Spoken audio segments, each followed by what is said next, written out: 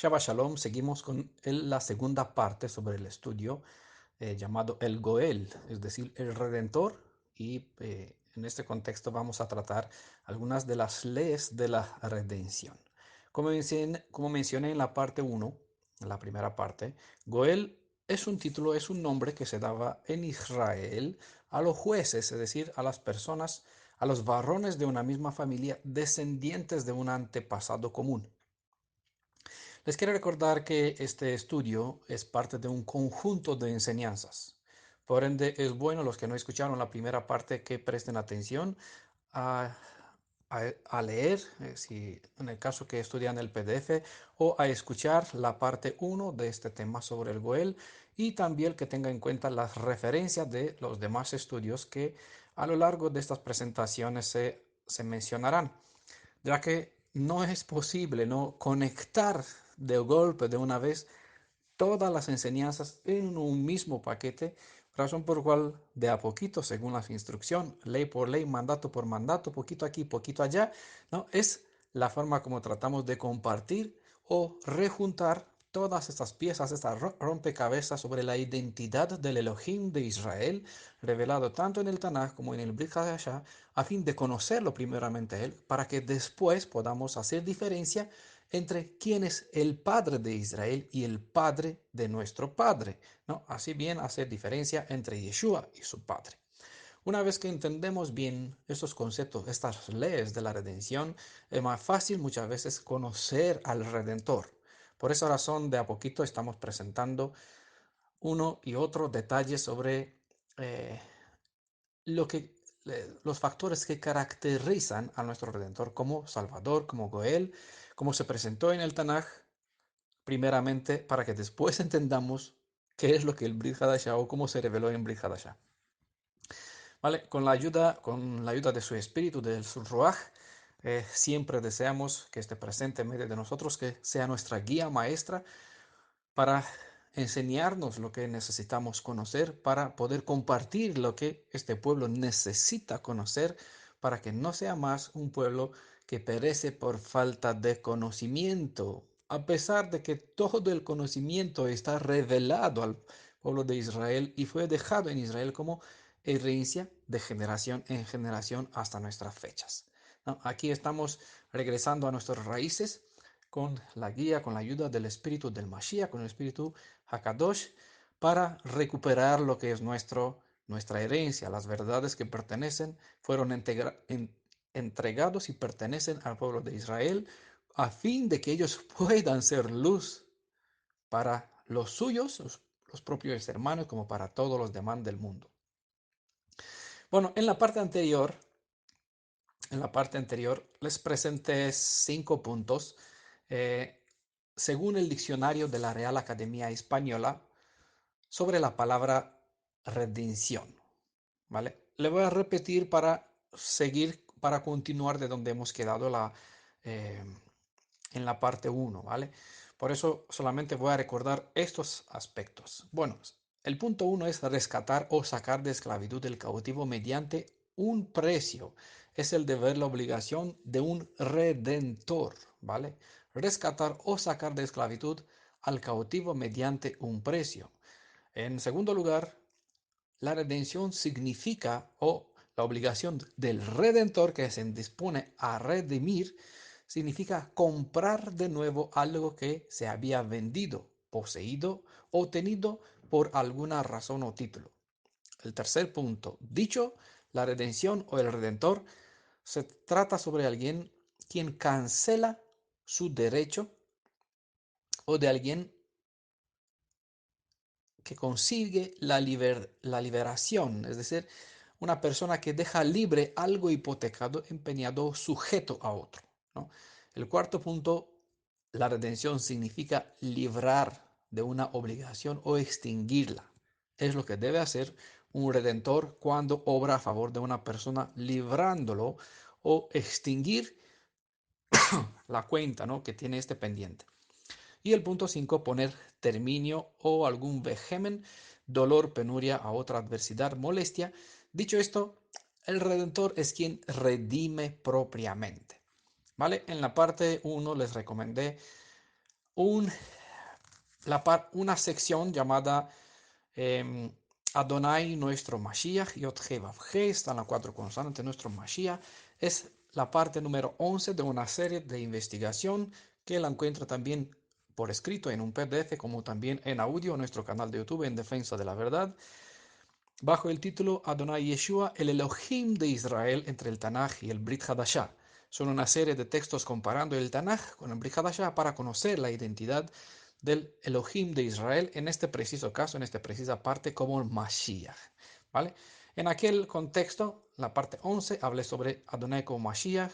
En ese sentido, pues amplifiqué un poquito el sentido de lo que según los términos hebreos, que califica a Mashiach como Goel, como redentor, porque un Goel es un salvador, un redentor, y Mashiach precisamente es el ungido a fin de rescatar, de recobrar, de redimir, de vindicar, ¿no? Cumplir con todos estos cinco propósitos, algunos más que lo vamos a citar más adelante, y así saber quién es, ¿no? ¿Quién es? Lo vemos en el Tanaj y lo vemos en Brit Hadashah, en una multitud de otras citas.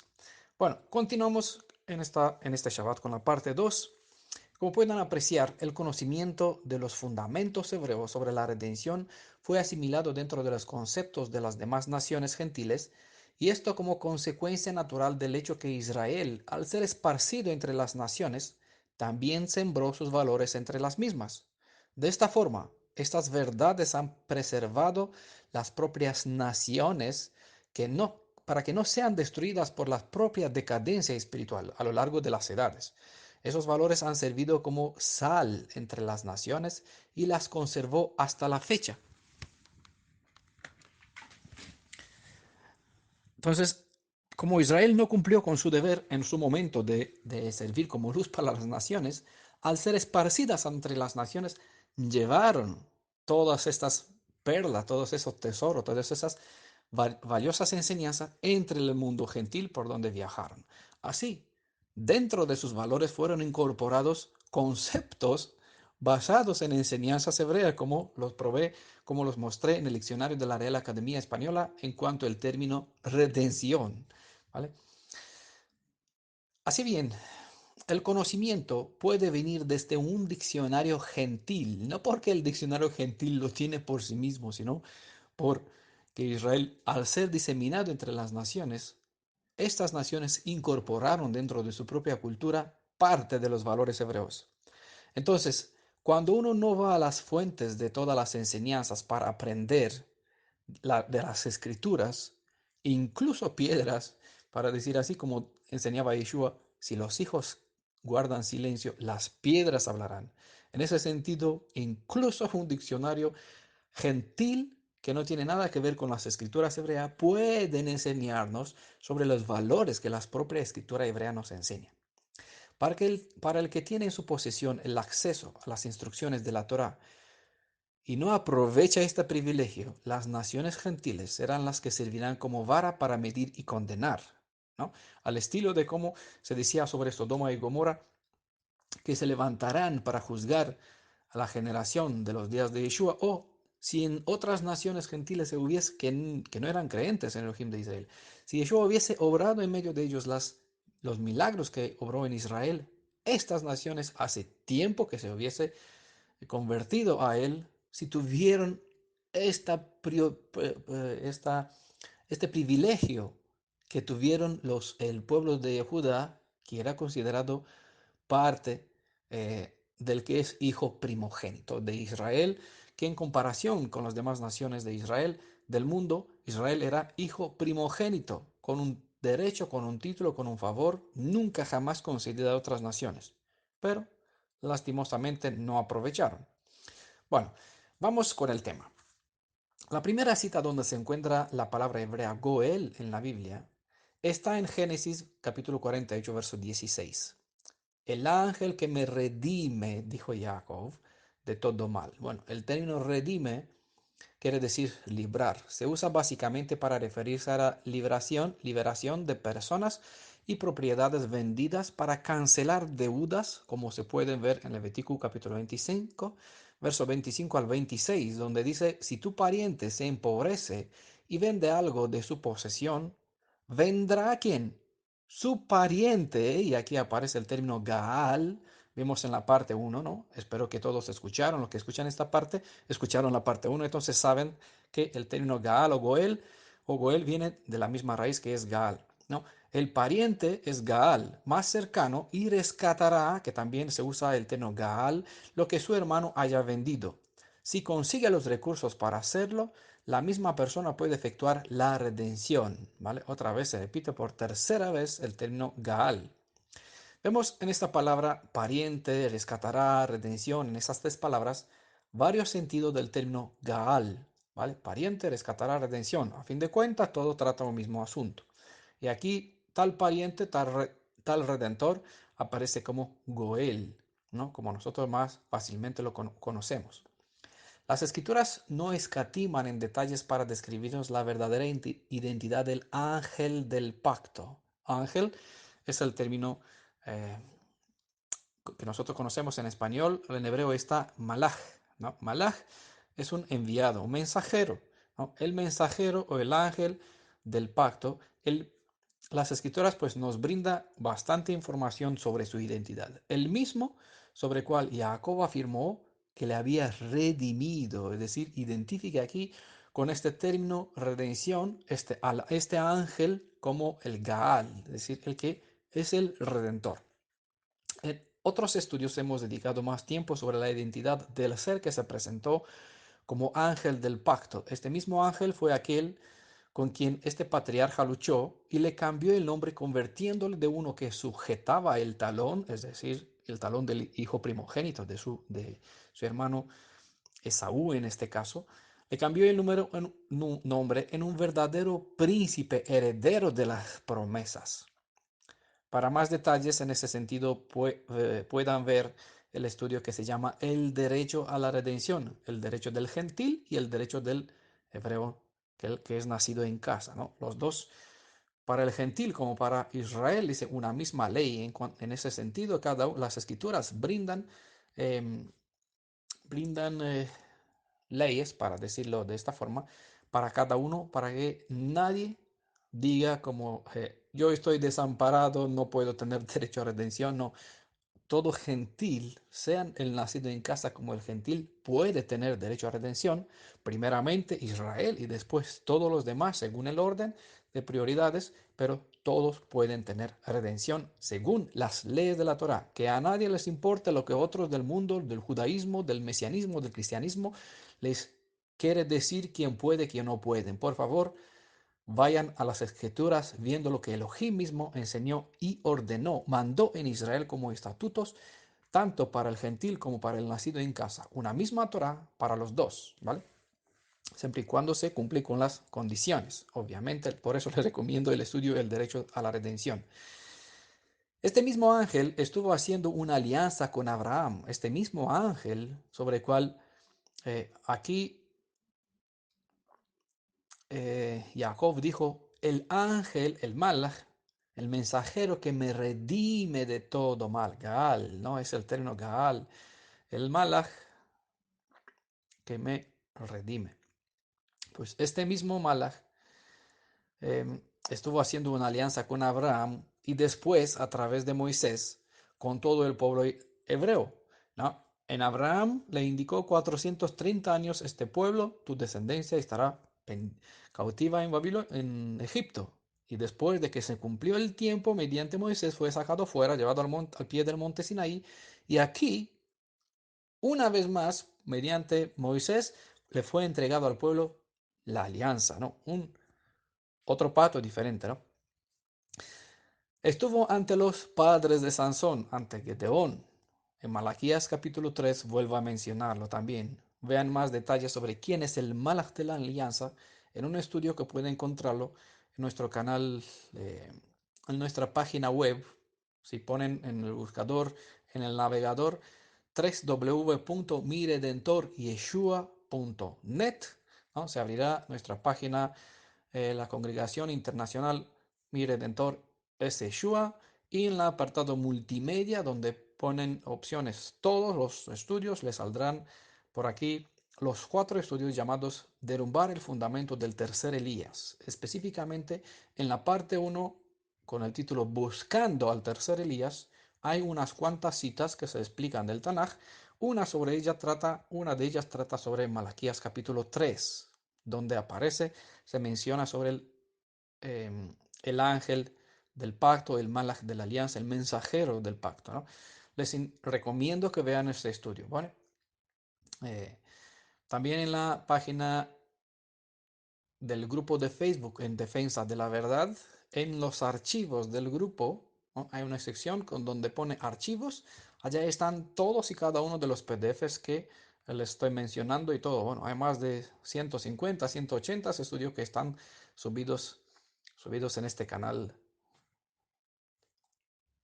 de Facebook.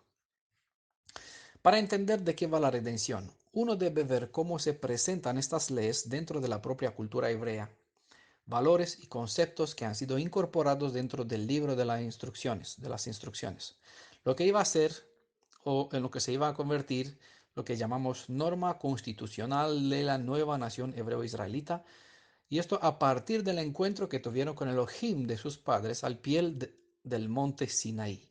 ¿Vale? La constitución, Torah es la constitución de la nación hebrea. Para más detalles, pues obviamente le recomiendo un estudio que tiene el título Torah, la flecha que apunta al blanco, para que entiendan por qué esta sección de normativas forma la constitución de la nación hebreo-israelita. Vemos que en el libro constitucional hebreo, en la Torá, se presentan ciertas circunstancias, como por ejemplo, cuando un hombre de Israel llega al borde de la pobreza a fin de preservar su vida, se podría vender a sí mismo a un otro israelita. ¿Eh? Recordamos, las leyes no son por casualidad, y todas las leyes nos transmiten una enseñanza espiritual. ¿Vale? Pueden leer lo que acabo de decir, eh, este caso, por ejemplo, en Levítico capítulo 25, verso 39, donde un hebreo se podría vender a un hebreo como siervo, o también en Levítico capítulo 25, verso 47, se podría vender a un extranjero que morase en Israel. Esta situación no debería ocurrir nunca en Israel, pero por razones que no son parte de nuestra investigación actual, el Elohim de Israel ha permitido que hayan pobres en la tierra de Israel. Pueden ver que este hecho en Deuteronomio 15, verso 11, donde menciona, nunca faltarán pobres en Israel, aunque no debería existirlo, ¿no? También en la Torah están estipulados otros factores que llevan a uno en estado de pobreza, hasta venderse como esclavo. Para circunstancias especiales, el Elohim viviente dispuso a que un hebreo tenga el medio necesario para saltar su deuda a fin de librarse de la esclavitud. De aquí que la Torah obliga al familiar más cercano al endeudado rescatar a su pariente que llegó en la mala situación de convertirse en un esclavo. Quien tenía la responsabilidad de redimir era el pariente más cercano, es decir, hermano, tío, primo, el pariente varón más próximo según Levítico capítulo 25, verso 25 y del 48 al 49. Ojo, nunca una mujer. Por medio del detalle que una mujer no podría redimir, se nos enfatiza que el redentor del pecado sería un varón, no una mujer. No hay que perder de vista nunca que todas las leyes en Israel tenían un propósito especial más allá de una necesidad física. El dato que nos eleva la mente hacia las verdades espirituales, ya que el asunto principal no es tanto la redención de la necesidad física, sino especialmente la redención del pecado, ya que desde el comienzo nuestros padres nos vendieron como esclavos al pecado, es decir, al Hasatán, quien es padre del pecado. El redentor del pecado ha sido prometido primeramente a Adán y a su mujer, pero sin especificar qué género tendrá la descendencia de la mujer que iba a redimir, según Génesis 3, verso 15. Así que en Levítico capítulo 25, verso 48 al 49, se nos completa el detalle sobre quién iba a redimir. Se especifica que la descendencia de la mujer que iba a aplastar la cabeza de la serpiente a fin de redimir del pecado sería un varón. Entiendan que nada en la Torah está escrito porque sí. Cada detalle nos revela cierta parte de las verdades espirituales sobre el plan de redención. La persona, es decir, el pariente que redimía al que estaba en dificultades económicas, se conocía como pariente redentor. ¿Vale? Eso es lo que hemos dicho al principio, Goel, según el título Goel. Esta es la idea implícita en el libro de Ruth, capítulo 2, verso 20. Claro está que para la persona que es sin conocimiento en cuanto a la cultura y las leyes hebreas, este texto no expresa mucho, pero en esta ocasión vamos viendo más de cerca lo que implica la redención. En el libro de Ruth encontramos una hermosa narración acerca del pariente redentor. Su responsabilidad se resume en lo que menciona el verso 5 en capítulo 4 del libro de Ruth. El mismo día que adquirieras el campo de manos de Noemí, deberás también adquirir a Ruth la Moabita, mujer del difunto, para restaurar el nombre del difunto a su heredad. Para una persona claramente que no conoce la cultura, las tradiciones hebreas, no sabe nada de lo que son las obligaciones, lo que significa Goel, lo que caracteriza al pariente redentor, lo que califica al Mashiach, al ungido, porque el Goel es un ungido a fin de cumplir con un propósito y la ley lo obliga a cumplir con estos detalles, ¿no? Según esta cita, o sea, el pariente redentor tenía la responsabilidad de preservar la integridad del nombre familiar, preservar la vida del pariente, preservar la propiedad y procurar que el nombre de familia de su pariente, cercano obviamente, tenga herederos en la tierra, estar presto a judiciar a su homicida según el caso. En el caso del libro de Ruth no es el caso, ¿no? No se trata, pero lo mencioné en este contexto porque es parte de la obligación del Goel, del pariente más cercano, adjusi- adjus- adju- ajusticiar a su homicida, al homicida de su pariente más cercano. Sobre lo último dicho, pueden ver en Deuteronomio 19, verso 6, donde el pariente redentor lleva el nombre de vengador de la sangre, o vengador simplemente, y tenía la responsabilidad de ejecutar al homicida de su pariente. Esta ley tiene mucho que ver con el redentor, ¿no? Tiene mucho que ver con el Elohim de Israel, tiene mucho que ver con Yeshua, porque lo vamos a ver al fin del tiempo cumpliendo precisamente con todas esas obligaciones, específicamente con esta ley. Y los que escucharon la serie de audios, de estudios llamados eh, Profecías al Día, algunos capítulos específicamente trata del juicio contra las naciones, contra el mundo gentil, es decir, contra el mundo que circunrodea al pueblo de Israel actualmente, sobre los que ocupan la tierra de Israel actualmente, sobre las naciones en medio de cuál está el pueblo de Israel en este mismo instante, ¿no? Es parte de la obligación del Redentor cumplir con lo que, con ese sentido, con esta ley vengador de la sangre, porque aquí en España, al menos aquí, seguramente no muchos otros países, pero yo que vivo en España, pues, y precisamente en León, aquí vivían en los días de los Reyes Católicos unos 23.000 en esa ciudad de judíos. Hoy casi no hay rastro de ellos y la mayoría ni siquiera sabe si tiene identidad judía. Y algunos que todavía conserva la idea, pues no son practicantes, ¿no? Pero en aquel tiempo, lo que vivieron aquí, tuvieron gran guerra. Y en España más de 30.000 judíos fueron masacrados, matados, en el nombre, obviamente, de la deidad cristiana, y a los que no se fueron dispuestos a convertirse a fuerza al cristianismo. No, se le dieron muerte. Entonces, hay sangre derramada del pueblo de Israel pendiente por recibir su juicio, su sentencia, ¿no? Contra los que derramaron esta sangre. Entonces, es parte de obligación del Redentor. Por eso estamos tratando quién es este Redentor en el Tanaj, el Brit Hadashah, y cuanto más lo entendemos, sabemos quién es, obviamente vamos a ver lo que va a hacer. Y por eso, en paralelo con lo que estamos presentando sobre la identidad y los derechos, las obligaciones del Goel y quién es él, vemos lo que él va a hacer. Por eso les hago esta especificación, lo incorporé aquí. La obligación del redentor, del pariente redentor, es estar presto a justiciar a su homicida, bueno, al homicida de su pariente más cercano. Según Deuteronomio 19, verso 6. Se llama vengador de sangre. Y no por nada aparece en Apocalipsis 19, citando también la referencia del Tanaj, donde él pisará el lagar y lo único que le vino en su ayuda fue su derecha, es decir, su justicia. Por justicia, porque hay una ley que aquí le estamos mencionando que clama desde la Torá por justicia debido a la sangre derramada de sus hijos, ¿vale? Y un padre y un hermano también, que a su vez es tío en ese sentido, según el término Goel. Ese es el pariente redentor, quien tiene por obligación vindicar, rescatar, redimir, pagar el precio a estos culpables, ¿vale? En España hay un gran juicio pendiente sobre esta nación, como sobre todas las demás por el mundo.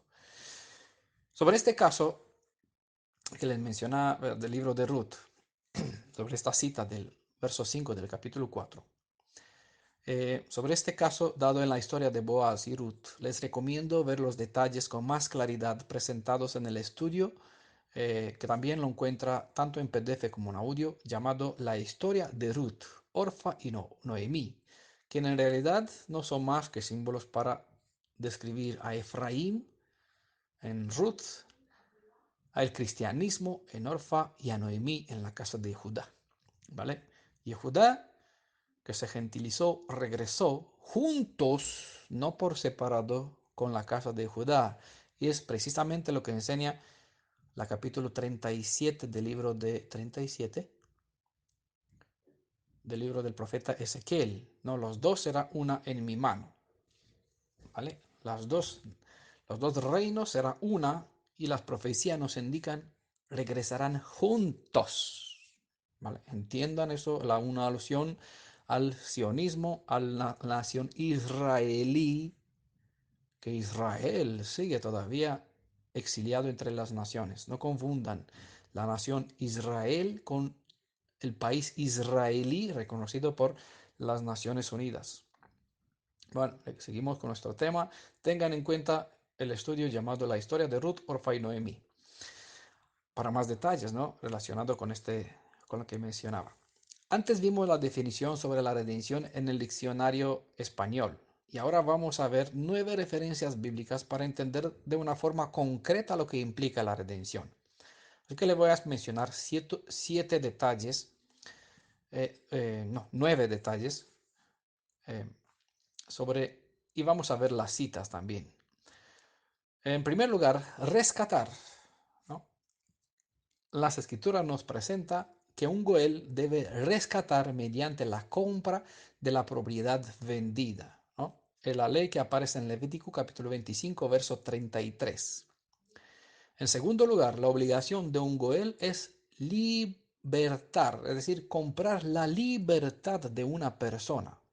Y en el mismo capítulo 25 de Levítico, capítulo verso 48, se menciona esta ley, es parte de la ley de la Torá. Tercer lugar, un goel debe redimir o adquirir la propiedad de un familiar fallecido, según se menciona en el libro de Ruth, capítulo 4, verso 1, verso 3 al 4, verso 6, verso 8. Punto 4. El goel debe rescatar de su abandono y soledad en la sociedad a la viuda de un familiar fallecido, como aparece también en el libro de Ruth, capítulo 20, que por excelencia nos revela de una forma práctica el cumplimiento de estas leyes. O también debe rescatar el alma del hoyo de la perdición, según se menciona en el Salmo 103, verso 4, Salmo 119, verso 154, ¿vale? El Goel debe rescatar el alma del hoyo de la perdición. Por eso vemos que también la redención implica dos aspectos, el físico y el espiritual, ¿vale? El alma tiene un sentido espiritual porque está conectada a su condición de pecado y por ende el pecado lleva a la muerte. Asumir el punto 5, el, el Goel debe asumir por derecho de parentesco los beneficios de la retribución, según Números capítulo 5, verso 8 y en Levítico capítulo 25, verso 54. Punto 6. El Goel debe asumir el derecho de ejecutar venganza por asesinato de un pariente, dando muerte al asesino, lo que mencionaba sobre lo que queda pendiente por juicio aquí en España, en todas partes del mundo, que maltrataron, asesinaron, mataron al pueblo de Israel a lo largo de todas las... desde cuando Israel fue esparcido entre las naciones, de hecho. Pueden ver citas en Primera Reyes capítulo 16 verso 11, Segunda Samuel capítulo 14 verso 11, Números capítulo 35 verso 19, 21, 24, 25, 27, ¿no? En todos estos, todas esas referencias se resalta el derecho del Goel para ejecutar venganza matando al asesino de su pariente, matando, dando muerte al asesino. El punto 7, el Goel debe reclamar algo como suyo. Vean en el libro de Job, capítulo 3, verso 5. Punto 8, el Goel debe defender, dar protección. Lean, por favor, Proverbios, capítulo 23, verso 11.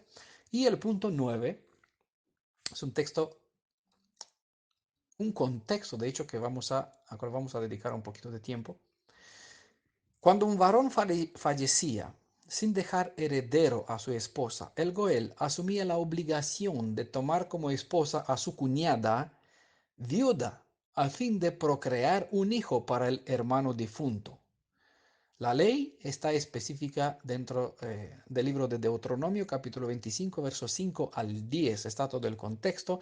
En varias otras ocasiones hemos hablado sobre la ley que en este caso se llama la ley del levirato. ¿Vale? En la serie sobre profecías al día, sobre el libro de Zacarías, vimos que esta ley se aplicó en el linaje de la descendencia de David, quien era Zorobabel, ¿vale? La ley del levirato se aplicó para él.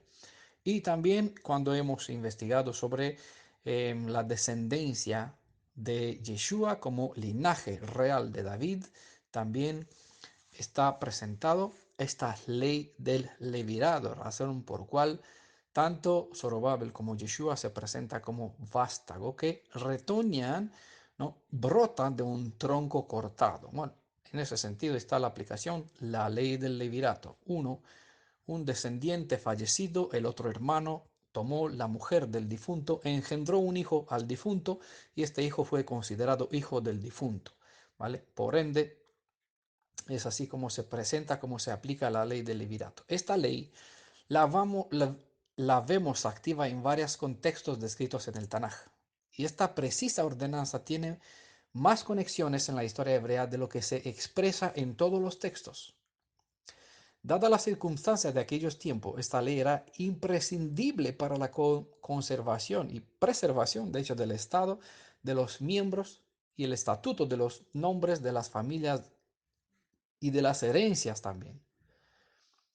Había muchas guerras, muchos problemas en aquel tiempo y claro, si no hubiese existido esta ley, hace tiempo que muchas familias en Israel se hubiese extinguido. En diferentes estudios, algunos mencionados antes, hemos visto varios aspectos sobre los puntos mencionados, algunos sobre los 9 puntos. Algunos otros detalles quizás lo vamos a tratar en otras ocasiones. Quiero dar un poco de espacio a un cierto aspecto relacionado con la ley del levirato, porque eh, cabe sacar en evidencia el dato que las escrituras declaran al pariente más cercano, al Goel, que rechazaba brindar ayuda a su pariente y no cumplía con sus obligaciones, lo declaraba culpable. ¿Vale? Es un detalle aquí que lo vamos a ver un poquito, ¿no? Las sanciones aplicadas a un Goel, a un pariente cercano, que rehusaba cumplir con su deber, eran más bien dirigidas hacia la posición, el prestigio social y vergüenza ante la comunidad que de una forma física. En Deuteronomio capítulo 15, verso 9, se advierte que un pariente necesitado que no recibe la ayuda solicitada podría clamar ante el Adonai y la falta se le imputara como pecado. ¿A quién? Al pariente Goel que no cumplía con sus obligaciones. En el caso del hermano que se niega a casarse con su cuñada para dar a su pariente difunto un heredero que lleve su nombre y levante la herencia de la dignidad de la viuda, la sanción era la humillación pública. En este caso, la mujer rechazada se acercaba al pariente redentor, al Goel, ¿no? Le quitaba el calzado, eso es cita de las escrituras, le quitaba el calzado escupiéndole en el rostro, ¿vale? No es un dicho, es lo que está en las escrituras. Le quitaba el calzado escupiéndole en el rostro a fin de presentarlo de forma pública como a uno que no desea cumplir con sus obligaciones. Con este hecho se hacía público que así será hecho al varón que no quiere edificar la casa de su hermano. Le acabo de citar de Deuteronomio capítulo 25, versos 7 al 9, para que no crea que yo me invento estos dichos, ¿no? Es una vergüenza, ¿no? Hoy ya eso no tiene mucho sentido ni práctica, pero en el pasado esta forma era muy avergonzosa. De hecho, este castigo, esta ley sobre la ley del levirato, tendría que aplicarse sobre los hijos de, mm, eh, ¿cómo se llama? La nuera, la nuera de, la nuera de Yehudá, del patriarca Yehudá, ¿no? Se casó, esta persona se casó eh, con uno de sus hijos y este hijo falleció, ¿no? El segundo hijo de Judá tuvo que casarse también con Tamar a fin de engendrar un hijo al primer hermano que falleció. Pero este hijo tomó a Tamar como esposa, se acostaba con ella, pero no dejaba dentro de ella la semilla para que ésta pueda engendrar un hijo a su primer esposo quien falleció. Así que este varón no cumplía con sus deberes, obligaciones de Goel, razón por cual Elohim lo mató, porque cuando hacía sexo con ella, ella derramaba su semilla fuera, ¿no? Eso de aquí se conoce con el concepto de Onán, ¿no? Y Elohim lo mató a este, ¿no? Tenía, y Judá tenía que dar al tercer hijo a esta mujer para que esta mujer Tamar pueda engendrar un hijo al primer esposo difunto. Pero por temor que el Elohim lo va a matar también, no sabía por qué, eh, se le dio muerte al segundo hijo, por temor que va a perder el tercer hijo también, no le quiso dar a este hijo como esposo, además porque estaba muy pequeño. Así Tamar pues logró tener un pariente, logró tener un heredero engañando a su suegro. Cuando conocen la historia, ¿no? Se aparentó como si fuera una prostituta y así logró obtener un descendiente. De hecho engendré dos hijos, uno de cual, de ellos, de esos dos hijos, desciende Yeshua, ¿no? Nuestro Redentor, Boaz, más tarde Isaí, David, y así también Yeshua más tarde. Hay mucha historia dentro que se conecta con estas leyes de la redención y con esta ley del levirato, precisamente funciones del Goel, ¿no? Cada parte nos revela cierta parte del linaje de Yeshua y no por casualidad están esas leyes aquí. Lástima que no se conocen, que nosotros no conocemos mucho, no conocemos todo, de hecho, deberíamos conocer todo. Algún día vamos a tener todo el conocimiento. Bueno, seguimos. En la historia relatada en el libro de Ruth, Noemí tenía un pariente de su esposo difunto con más derecho a redimir su familia antes que Boaz. ¿Vale? Les quiero presentar este detalle para que entendamos una realidad espiritual partiendo de una realidad física, real, ¿no? Que hemos visto en el libro cuando hemos estudiado el libro de Ruth. Era obligación de este primer pariente más cercano cumplir con la ley del levirato y con todas las demás otros factores relacionados con el derecho a la redención. Por sus razones, este pariente no quiso cumplir con sus deberes, así que no le negó a Noemí sus privilegios. Y aunque no le brindó el rescate a esta familia suya, hizo algo digno de aprecio, ¿Qué es lo que hizo? Se dio su derecho al siguiente pariente, es decir, a Boaz. En este contexto pueden leer un detalle algo peculiar donde el tal pariente que le negó su derecho a Noemí tuvo que quitarse el zapato ante los testigos presentes. Lean de nuevo el capítulo 4 del libro de Ruth hasta el verso 11, donde se mencionan estos detalles.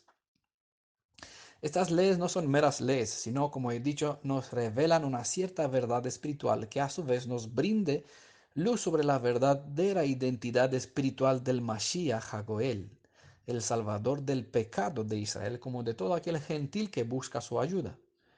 En estas leyes se nos revela por qué el papá de Yeshua no puede ser redentor del ser humano. Le citaré verso 6 solamente, libros de Ruth capítulo 4. Y respondió este pariente cuya identidad no por nada no se revela. ¿No? Respondió el pariente, no puedo redimir para mí, no sea que dañe mi heredad. Redime tú, usando mi derecho. ¿Por qué? Porque yo no podré redimir.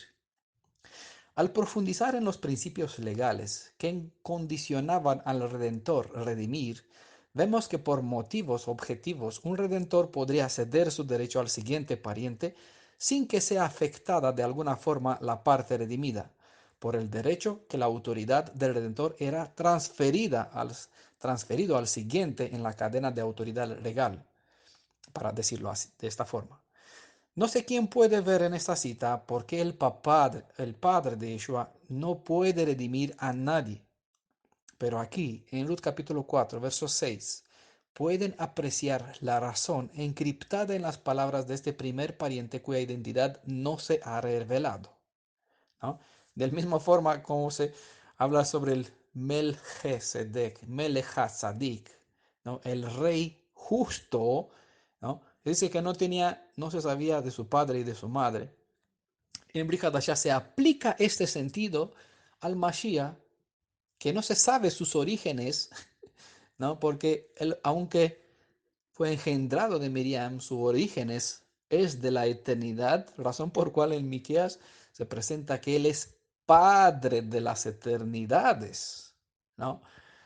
Y lo vemos que él es el Bore Olam, él puso mano a la obra para crear lo que está en esta tierra, lo estamos investigando, probando, respaldando y defendemos la identidad del creador como Yeshua, siendo Yeshua. Bueno, así que en este capítulo 4 verso 6 se nos revela la identidad del padre de Yeshua, que aunque tiene redención en sí, no puede redimir cediendo el derecho a su hijo.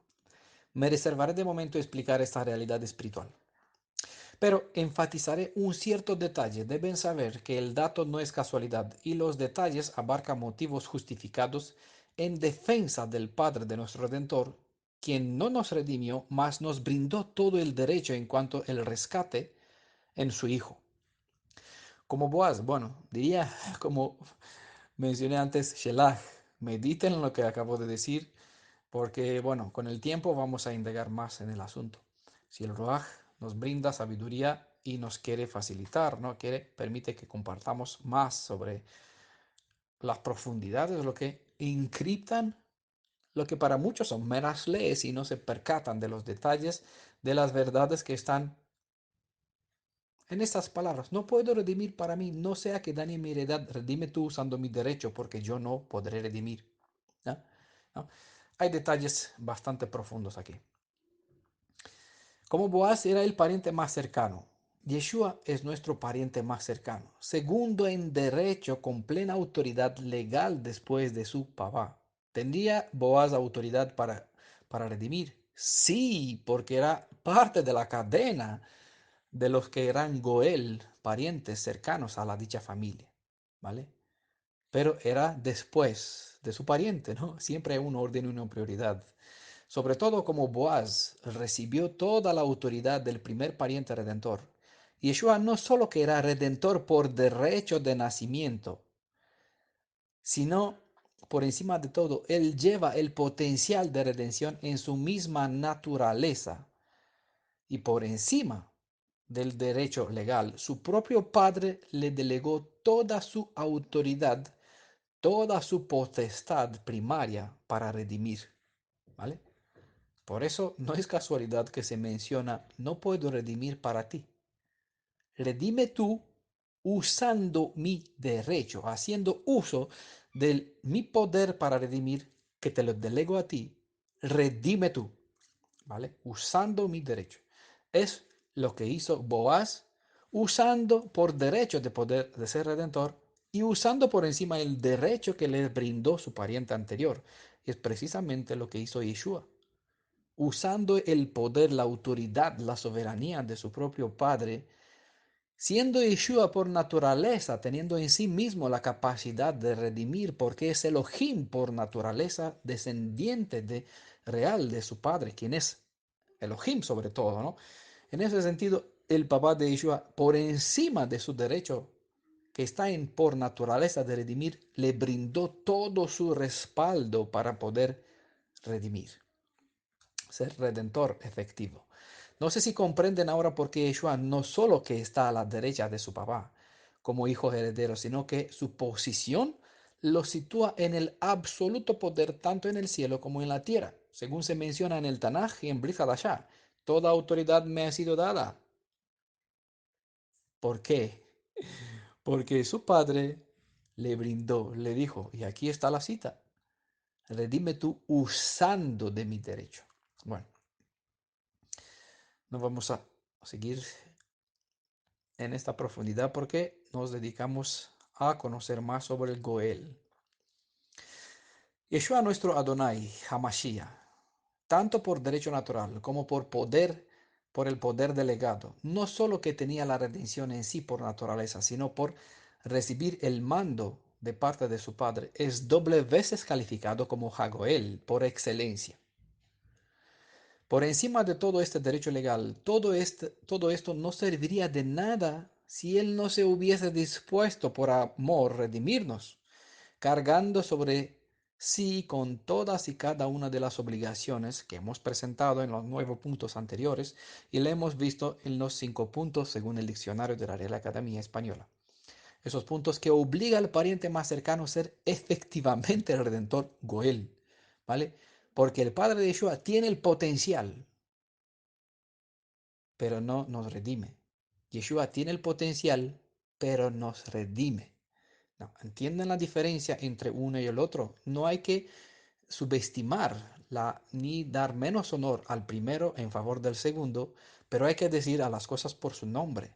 Identificar al Goel por lo que hizo, no por lo que es. Porque en este caso el pariente antes de Boaz tenía prioridad, era Goel, pero no se dispuso a ser. En este caso hay que decir a las cosas por su nombre, ¿no? ¿Quién fue el Goel efectivamente? Se dice que el padre no es quien te engendra, sino el que te crece, ¿no?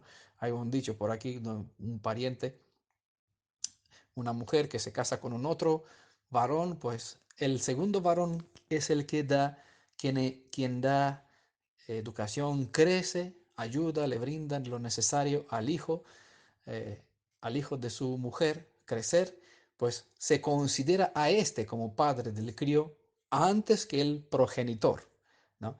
En ese sentido, no se menosprecia el progenitor, no se le quita el privilegio porque no se le puede quitar el derecho, para decir así, al primer Goel, al primer que tiene derecho a redimir. Pero se le da al que redime efectivamente el mérito por disponerse a hacer un trabajo que el primero no hizo, ¿vale? No es menospreciar en ese sentido al papá de Yeshua, porque a fin de cuentas la misma instrucción es si reconocemos a Yeshua como soberano, redentor, el que redimió, exaltamos a su Padre quien permitió tener que nosotros tengamos a su Hijo como redentor. Como hijo obedece a su Padre y su Padre le hubiese dicho no, por obediencia a su Padre, él hubiese dicho no. Pues entendamos entonces por qué en Apocalipsis, vamos a citarlo más adelante, se menciona que la salvación viene de Elohim, papá de Yeshua, como de Yeshua. Espero que entiendan en equilibrio lo que estamos compartiendo y de a poco. De modo como se menciona en el verso 9 del capítulo 4 del libro de Ruth, hay un jurado, testigo en cuanto a los privilegios y derechos, que respaldan los hechos al tener facultad de discernimiento. ¿No? Lo que se menciona en el libro de Daniel, aquí los entendidos comprenderán, y ninguno, dice en otra profecía, ninguno de los que practican falta a la justicia, falta a la Torah, comprenderán. ¿No? Entonces, hay personas que entienden porque tratan de andar en la justicia. Ellos son jurados en el caso del juicio. Este jurado vindicará el derecho de Yeshua como soberano redentor, quien no solo dijo que tiene la redención en sí, sino que sobre todo redimirá a Israel. Sea honrado para siempre el Elohim que tuvo la redención consigo y sobre todo se dispuso a cumplir a favor de nosotros con sus obligaciones. Así que a él toda la honra, a Yeshua nuestro redentor, como a su papá, quien brindó a su hijo, nos brindó a su unigénito, le brindó toda su autoridad para redimirnos. Si uno puede ver cómo es que Yeshua actúa respaldado por la autoridad de su propio papá, de su propio padre, el Elión, es aquí, es en esta cita donde el primer pariente delega todo su poder al siguiente pariente. Quien busca al padre de Yeshua y a Yeshua en el Tanaj, aquí tienen otras evidencias. Solo aquel que seguirá lo que el Ruach determina compartir mediante estos temas juntará las evidencias esparcidas por todo el Tanaj. Quien no se quedará con sus dudas sin ver al padre de Yeshua y al hijo en el Tanaj. Obviamente, tal como el primer pariente antes de Boaz, no se le imputa sanciones por no redimir la casa de Noemí, tampoco al papa de Yeshua se le puede imputar que no redimió al ser humano, como él brindó todo su derecho, como es en el caso del libro de Ruth, este pariente primario, ¿no? Como él no brindó su derecho, como él brindó su derecho a Boaz, pues de la misma forma, como el padre de Yeshua brindó todo su derecho a su hijo. Así que en el libro de las revelaciones, Yohanan nos presenta que la redención nos viene de Elohim, el padre de Yeshua, como de Yeshua, quien como cordero expiatorio, como Goel, se dispuso a ser nuestro redentor. ¿Va? La cita lo pueden leer en Apocalipsis capítulo 7, verso 10. Lo que es importante de tener en cuenta es el hecho que un redentor no puede ser una persona ajena, es decir, una persona que no es un pariente de una misma casa.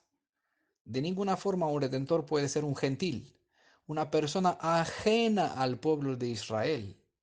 ¿No? Entiendan por qué tratamos, por qué ponemos tanto énfasis a separar a los muchos mesías del mundo del Hamashiach de Israel.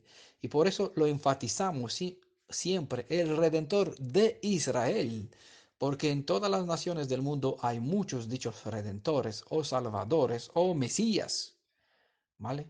Pero para no meter al Redentor de Israel en la sopa de muchos que hay por el mundo, por eso lo separamos, lo identificamos y lo llamamos de esta forma individual, como si fuera solo para Israel, siempre tratando de hacer la mención y para el gentil que desea aferrarse a él a fin de ser redimido en la descendencia de Abraham. Le recomiendo también ver una vez más Levítico capítulo 25, verso 48 al verso 49. Aquí pueden leer sobre el familiar que se ha vendido. A este familiar que se ha vendido le queda el derecho al rescate. Uno de sus hermanos podrá rescatarlo. ¿Vale? Eso es importante porque esta ley identifica al Mashiach, al Elohim de Israel, no solamente que es padre de Israel, también se hizo hermano a final de rescatarlo. No sé si en la luz de lo que presenté pueden ver el por qué Yeshua no solo que puede redimir por derecho, sino que en realidad se hizo una con los que necesitamos ser redimidos, hasta tal punto que se convirtió precisamente en un hermano. Juan 1.14 dice claramente, y la palabra, el Davar, se hizo carne, quien era al principio con su padre, con Elión, Ben Elión, hijo del Altísimo, Y él errá, dice Elohim. Y la palabra se hizo carne y puso su morada entre nosotros, es decir, tabernaculizó o habitó en una tienda, como referencia, una tienda temporal, recordando la fiesta de Sukkot, una referencia al cuerpo de carne. Y hemos contemplado su resplandor, dice la cita, resplandor que recibe del Padre como Hijo único, lleno de honra y de verdad. Se hizo carne, vino a ser hombre, ¿no? Tiene el mismo sentido. La palabra se hizo carne, quiere decir vino, y la palabra vino a ser hombre. Se puede traducir en ese sentido más claro. Eso define la presente condición frágil, mortal, indicada por la palabra carne, según pueden ver, comprobar en Isaías, citando Isaías capítulo 40, verso 6 y también en 1 Pedro capítulo 1, verso 24. La razón de venir en un cuerpo de carne es precisamente el factor determinante que califica al Elohim de Israel como el único Salvador, el pariente que se dispuso a redimir efectivamente. Es aquí donde pueden ver quién es Adonai, Redentor de Israel, el Cordero que levanta el pecado del mundo a fin de dar un derecho a toda la descendencia de la mujer a ser redimidos de la condición pecadora. El término que, está aquí, como lo presenté, como el resplandor que recibe del Padre, es una referencia a la Shejinah, que moraba en medio del pueblo hebreo dentro del tabernáculo. Tabernáculo era la tienda temporal, que es una referencia al cuerpo del Redentor en sí mismo, ¿no? El concepto del tabernáculo. Y esto como una ilustración de la permanente presencia de Elohim, ¿vale? Esta Shejinah. Voy a dar algunas citas en Levítico capítulo 26, verso 11, en Salmo 132, verso 13 al 14, Ezequiel capítulo 37, verso 27. Es aquí donde se enfatiza repitiendo el detalle referente a este preciso resplandor, que es evidencia de que Yeshua llevaba toda la autoridad de su Padre, que su Padre le brindó en cuanto a su poder para la redención. Redime tú usando de mi derecho. El énfasis recalca que Yeshua no era un mero hombre. Es de esta cita Juan 1:14, sino el soberano Hijo unigénito del sublime, hecho carne, lleno de honra y de verdad, como menciona Juan 1:14. Mientras que el mero ojo humano de los demás de aquella época solo veía a un pobre carpintero en Yeshua, aquellos que siguieron de cerca al Redentor Hamashiach vieron en Yeshua la kavod de Elohim. Este término kavod hebreo, en Reina Valera ha sido traducido con la palabra gloria. Traté de cambiarlo con resplandor para que no sea, porque hay quien tropieza con esta palabra gloria, ya que dentro de la cultura griega hay una deidad que tomaba este título, gloria, ¿no? Por ende, hay quien tropieza y dice, no es bueno que usamos esta palabra, ya que hay una deidad dentro de lo griego. Bueno, nosotros hablamos no en griego, hablamos en latín, y en latín la palabra gloria es la misma que viene como traducción del término kavod, pero para no ser piedra de tropiezo para otras personas, la cambiamos por resplandor. Los discípulos vieron en Yeshua la plenitud, lo que no vieron los demás. Lo que mira con el ojo terrenal, no vieron ese resplandor, no vieron esta soberanía, no ven esta honra llena de verdad, ¿no? En Yeshua. Solamente vieron un carpintero. Los discípulos, a diferencia de los demás, que lo llamaban, ni siquiera, bueno, sabían que no es hijo real de Yosef, sino que era hijo de su mujer, quien vino embarazada, razón por cual le tildaban como un hijo eh, creado, pero no de una relación normal, porque en realidad ella vino embarazada antes de que se efectúe la relación del matrimonio, ¿no? Así que lo llamaba bastardo, ¿no? Los de su época. Pero a diferencia de ellos que no conocían la identidad de Yeshua, los discípulos vieron en Yeshua la plenitud de la majestad, amor, ternura, sabiduría, pureza, espiritualidad excelente, mansedumbre, todas esas características de la honra que corresponde al unigénito del Padre, el que está a la diestra del poder, no por ser hijo único, sino también por llevar toda la autoridad, todo el peso del poder que su padre le brinda, según vimos que el pariente antes de Boaz delegó a Boaz como siguiente al mando, ¿no? Pero que entiendan esta comparación. Para concluir esta segunda parte, vamos a continuar con la tercera parte. Les voy a compartir una serie de textos donde el término Gaal, que vimos al principio, en la parte anterior, en la parte uno, les voy a presentar una serie de citas donde este término Gaal se usa para identificar las cualidades, los atributos, los títulos o los nombres del Elohim que se dispuso ser redentor de todos y sobre todo, ¿vale? Razón por cual lo enfatizamos, el único redentor soberano, lo que tenemos bajo la bóveda celeste, porque el término de la redención del ser humano se limita a lo que está aquí, no lo podemos aplicar más allá, ¿vale? Voy a citar Job capítulo 19, verso 25, Salmo 19, verso 14, capítulo 74, verso 2, capítulo 77, verso 15, capítulo 78, verso 35, capítulo 106, verso 10, capítulo 107, verso 2, ¿no? Todos esos salmos está el término Gaal, sea que trata sobre una cualidad, un título, un atributo, un nombre, pero todas, en todos los contextos, se usa referente a Elohim como redentor. Proverbios capítulo 23, verso 11. Isaías, aquí vamos a ver varios capítulos, varias citas. En la segunda parte voy a citar algunas. Isaías, no, en la tercera parte, perdón, ¿no? Isaías capítulo 43, verso 14, 44, verso 6, verso 24, capítulo 47, verso 4, capítulo 48, verso 17, verso 20 también, capítulo 49, verso 7, verso 26, 6 también, capítulo 52, verso 9, capítulo 54, verso 5, verso 8 también usa el término Gaal, capítulo 59, verso 20, otra vez,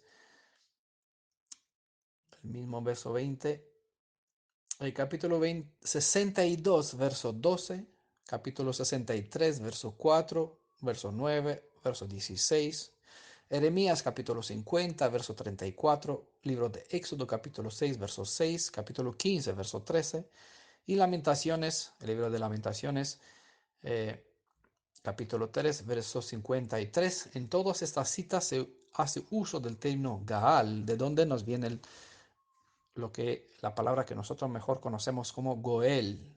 Todo se identifica de una forma u otra el derecho, los títulos, los atributos, los nombres de Elohim de Israel como redentor. Pero como vimos, tener el derecho y redimir no es lo mismo, ¿vale? Para que uno pueda decir yo soy tu redentor, debe cumplir con sus obligaciones. En esta afirmación de manera personal, donde se implica a sí mismo al ser el que efectúa la redención, se identifica quién es de verdad el Elohim de Israel en el Tanaj, ¿no? Fácilmente lo vemos en Brit Hadashah como Cordero, como Goel, como Mashiach, pero lo pueden ver de la misma facilidad en el Tanaj. Sí, lo van a ver siempre y cuando dejen de creer lo que fueron enseñados y se prestan a prestar atención a lo que las citas enfatizan, porque no es lo mismo decir con hacer, ¿vale? El papá de Yeshua puede, pero entre poder y hacer hay una gran diferencia. Aquí vemos a Yeshua, quien también puede por naturaleza, y no se limita a lo que puede, sino que se dispuso e hizo. Razón por cual enseñamos que Yeshua es el Elohim del Tanaj, es el Aleph y la Tav, el que puso el fundamento y terminará esta buena obra. Lo vemos presentado en otras partes sobre la identidad del Elohim, Redentor, Salvador, Soberano, Esposo, Padre, Melech, Rey de Israel sobre todo.